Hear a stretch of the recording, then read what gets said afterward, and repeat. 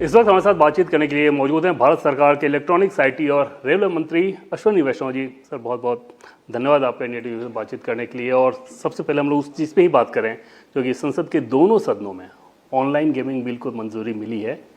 क्यों ज़रूरी था ये बिल? देखिए, ऑनलाइन गेमिंग सेक्टर एक बड़ा सेक्टर बन के उभरा है। इसके 3 सेगमेंट्स हैं। 3 में से 2 सेगमेंट ऐसे हैं जिसको इस बिल में प्रमोशन किया जाएगा इस बिल के माध्यम से। एक सेक्टर ऐसा है जिसके नेगेटिव इम्पैक्ट्स है सोसाइटी पे, उसको रेगुलेट किया गया है, उसके ऊपर एक अंकुश लगाया गया है।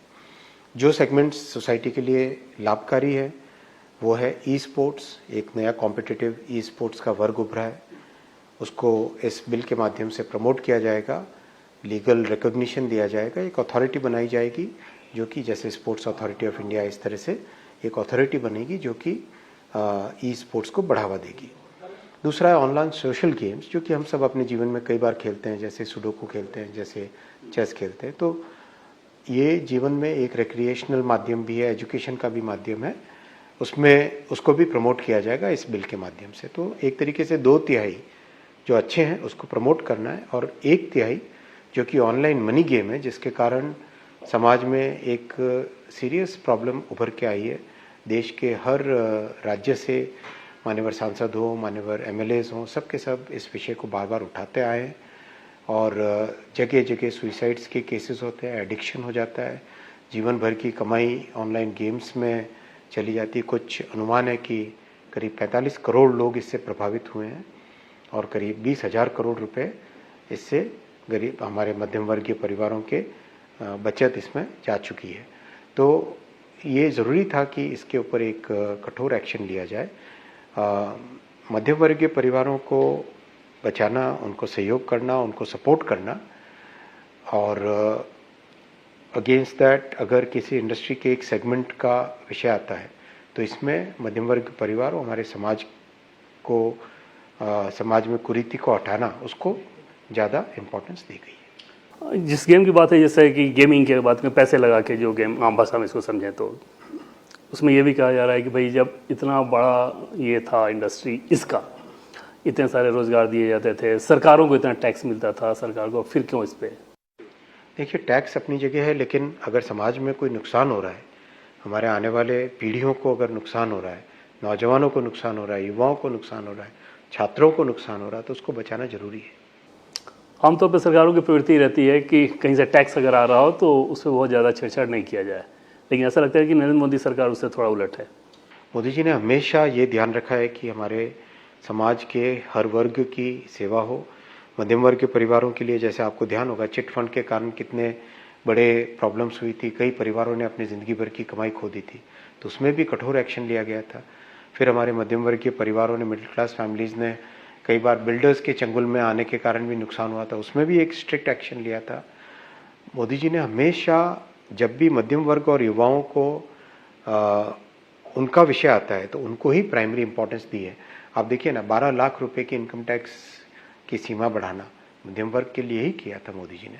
तो ये एक कठोर कदम है, लेकिन इस कठोर कदम के पीछे भावना ये है कि हमारे युवाओं को, हमारे छात्रों को, हमारे नौजवानों को इस लत में ना पड़े, इस नशे में ना पड़े, उससे बचाया जाए। जो लोग इस तरह के गेम के प्रमोटर हैं उनकी तरफ से एक नैरेटिव दिया जा रहा है कि हमने तो बहुत सारे लोगों को रोज़गार भी दिया है, इससे वो रोज़गार प्रभावित होगा, स्टार्टअप्स का जो माइंडसेट है उसको चोट पहुंचेगी, इस तरह की। जो गेम मेकर्स हैं, जो क्रिएटिव दुनिया में काम करते हैं और टेक्नोलॉजी और क्रिएटिव के कॉम्बिनेशन एरिया में काम करते हैं, उनके लिए ऑलरेडी गेम मेकर्स के प्रमोशन के लिए already Indian institute of creative technologies खोली गई है, पहली IICT, उनके प्रमोशन के लिए काम होगा। और इस बिल के माध्यम से जो गेम मेकर्स हैं उनके लिए प्रमोशन, उनको सुविधाएं देना, उनको ट्रेनिंग देना, वो प्रावधान इस बिल में है, और वो किए भी जाएंगे।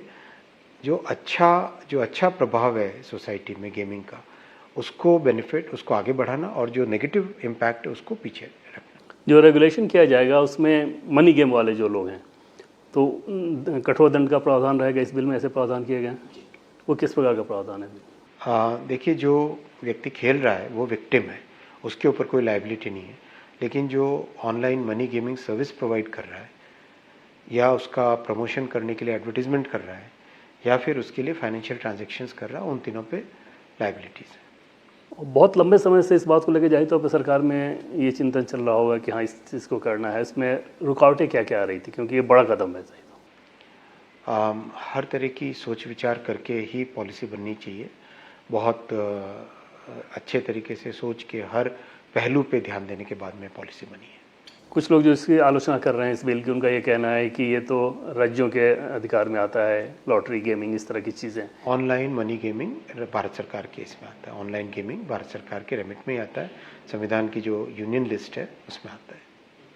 इसके बहुत सारे दुष्प्रभाव, बहुत सारी रिपोर्ट भी आई हैं मीडिया में भी, जाहिर तौर पर आप लोगों ने बहुत सारे दुष्प्रभाव देखे होंगे।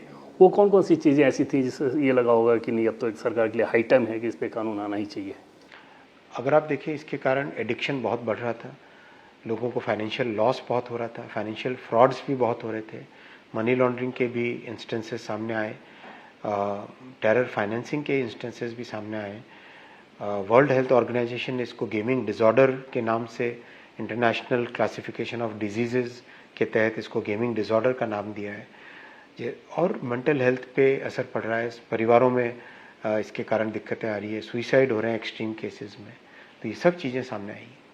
और आपने बताया कि लगभग 45 करोड़ के आसपास लोग ऐसे थे जो इसमें इन्वॉल्व थे, तो इतने तो मुझे लगता है कि भारत में शेयर बाजार में इतने इन्वॉल्व नहीं होते होंगे जो ये नंबर्स है। ये भी अनफॉर्चुनेटली बहुत तेज़ी से बढ़ रहा था, ऑनलाइन मनी गेमिंग का प्रभाव बहुत तेज़ी से बढ़ रहा था। इस रेगुलेशन के बाद आपको लगता है कि हाँ उसमें एकदम से कंट्रोल रहेगा? फ़र्क पड़ेगा, डेफिनेटली फ़र्क पड़ेगा। जो ई स्पोर्ट्स और सोशल गेमिंग की आपने बात की, तो उसमें बूस्ट कैसे मिलेगा इस नियम में? अथॉरिटी एक बनाएंगे, उस अथॉरिटी के माध्यम से प्रमोशन के स्कीम्स बनेंगे, प्रमोशन के प्रोग्राम्स बनेंगे, और ट्रेनिंग हो, स्किल्स हो, टेक्नोलॉजी हो, उन सब पे ध्यान देंगे। स्किल आधारित अगर कोई गेम है या उससे अगर कोई मॉनेटरी फ़ायदा हो रहा है, कोई प्राइस है, इस तरह की चीज़ें, उस पर प्रतिबंध नहीं रहेगा, लेकिन सीधे सीधे सिर्फ बेटिंग जिसमें होगा उस पर प्रतिबंध रहेगा, ये समझा जाए? डिबेट वो नहीं है, डिबेट ये है कि समाज के लिए हानिकारक क्या है और समाज के लिए हानिकारक क्या नहीं है, उस पर डिबेट है। हाँ, तो लेकिन उसका क्लासिफिकेशन कैसे होगा? क्लासिफिकेशन ऑनलाइन मनी गेमिंग है या ऑनलाइन मनी गेमिंग नहीं है। जब इतना महत्वपूर्ण बिल था जाहिर तौर पे, और देश में इस बात को लेकर हर सेक्शन से चर्चा होती थी, किसी परिवार से बात कीजिए तो इस बात को कहते थे, वैसे में संसद में इस बिल का आना और इतने हंगामे में इस बिल का पास कराना कैसे देखते हैं? देखिए, विपक्ष को डेमोक्रेसी या डेमोक्रेटिक इंस्टीट्यूशंस में कोई विश्वास नहीं है, कॉन्स्टिट्यूशनल इंस्टीट्यूशंस में कोई विश्वास नहीं है। उनको केवल अपना प्लेकार्ड दिखा के वेल में जाना, हल्ला करना, वही उनका स्वभाव बन गया, वही उनकी नीति बन गई है। अगर वो तो लोकसभा के स्पीकर साहब ने तो कहा भी था कि हम 18 घंटे भी चर्चा के लिए तैयार है इस विषय पे, उनको भी इस चर्चा में भाग लेना चाहिए था। ये समाज के हर वर्ग की समस्या है जिसके ऊपर हर सांसद को बोलने का समय मिलना चाहिए था, लेकिन अनफॉर्चुनेटली विपक्ष इस चीज़ के लिए तैयार नहीं था। एक तर्क ये दिया जा रहा है कि क्यों ना इसको सेलेक्ट कमेटी को भेज दिया गया, इतने आनंद फानंद में इस बिल को पास कराने की क्या जरूरत है? ऐसा नहीं है, इसमें बहुत लंबे समय से एंगेजमेंट हुआ इंडस्ट्री के साथ। स्टेक होल्डर्स जिस लेवल पे हैं उस पर लगातार इस पर बातचीत चल रही थी। 3.5 साल से करीब एंगेजमेंट इस पे चल रहा था। तकनीकी तौर पे अड़चन कहाँ आ रही थी कि अगर इस तरह का कानून बनाना है तो जाहिर तौर पे सॉफ्टवेयर क्योंकि इस तरह से इन्वॉल्व है, आईटी इन्वॉल्व है, तो इसमें तकनीकी तौर पे समस्या नहीं, सब चीज़ों को हर पहलू को सोच समझ के करना चाहिए। ये बड़े फैसले लिए जाते हैं, उसमें हर पहलू को सोचा समझा जाता है। ये कहीं में पढ़ रहा था, कुछ लोग ये शिकायत कर रहे हैं कि इसमें तो फिर जो अवैध तरीके से जो इस तरह के गेम चलाते हैं उनको फ़ायदा मिल जाएगा। एनफोर्समेंट के तरीके हैं एनफोर्समेंट के तरीके, और एनफोर्समेंट किया भी जा रहा है। चलिए, तो बहुत बहुत धन्यवाद इस बिल को पास कराने के लिए और देश को ये सौगात देने के लिए। राष्ट्रपति के हस्ताक्षर के साथ ये कानून बन जाएगा। अश्वनी जी, बहुत बहुत धन्यवाद इंडिया टीवी से बात करना। नमस्कार।